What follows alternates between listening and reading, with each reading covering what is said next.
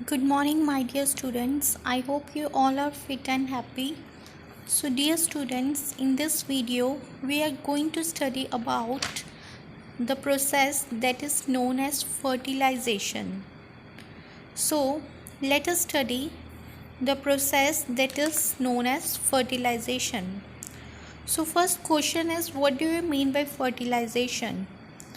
Fertilization, it is the process in which there is fusion of male gamete with the female gamete. So when male gamete it fuses with female gamete, it is referred to as fertilization. Dear students, we are going to study here the fertilization process in plants, that how there is the fusion of male and female gamete in plants. So before that, let us again revise what is fertilization. It is the process of fusion of male gamete with the female gamete. So let us see this diagram. Here you are observing the germination of pollen grains on stigma. So germination of pollen grain, it is observed here, and this germination of pollen grain is taking place on stigma. So pollen grain, it is a part of male reproductive part in flower, and stigma, it is a part of female reproductive part. So now let us know, or let us revise the male reproductive part of flower, that is known as androecium or stamen. You know, my dear students, that stamen has two parts. A stamen has two parts.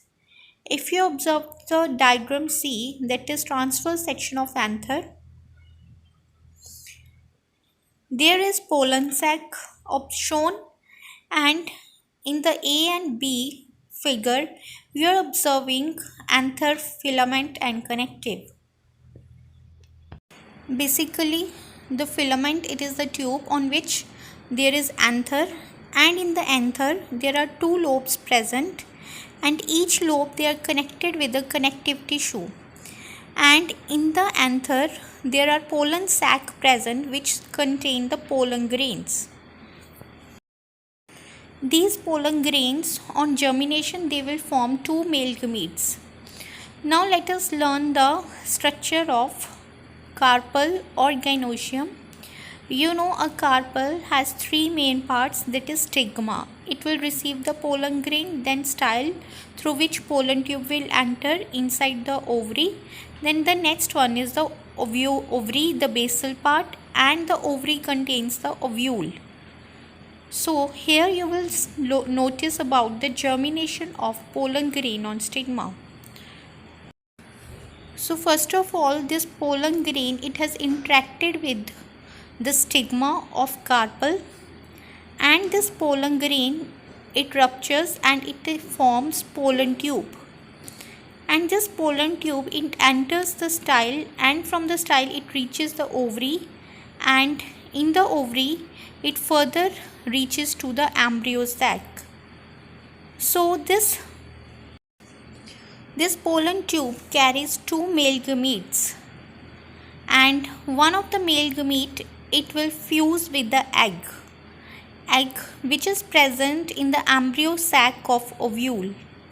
So as you can see, egg cell, which is also known as ovum, one of the male gamete, it will fuses with the egg cell or ovum, and that process is known as fertilization.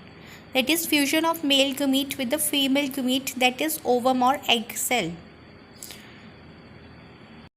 So now, my dear students, you can see here that androecium, it has pollen grain, and the pollen grain give rise to male gamete. Similarly, gynoecium, it has ovule, and ovule forms ovum. When the ovum and the male gamete they fuses, the process is referred to as fertilization, and on fertilization they form zygote, and this zygote, it develops and give rise to embryo. So dear students, these were the steps in fertilization process. Then after that, let us learn about what are the changes in flower that take place after fertilization. So the fertilized ovum means the ovum which has been fertilized with the male gamete, which has fused with the male gamete, that is known as zygote. It will grow into embryo. The ovule which was present in the ovary, they will change into seed, and the ovary changes to fruit, and other parts such as sepals and petals, they will wither off, they will fall off. However, in some fruits you might have noticed that these parts like sepal and petal, they still remain intact, such as in tomato, in chili, in ladyfinger. Then my dear students, you need to learn the definition of fruit. So fruit, basically what is fruit? The ovary has changed into fruit. So what is fruit? It is a ripened ovary and seed bearing structure of the plant, you know that, since the ovary contains the ovule and ovule changes into seed. So a fruit has fruit wall. The outside wall, it is referred to as pericarp. So there are fleshy fruits, juicy fruits such as mango. It is a fleshy and fruity, juicy fruit. And there are dry fruits such as wheat, maize. Their seed coat and pericarp, they are fused. However, there are stony and hard fruits also, such as almond and walnuts.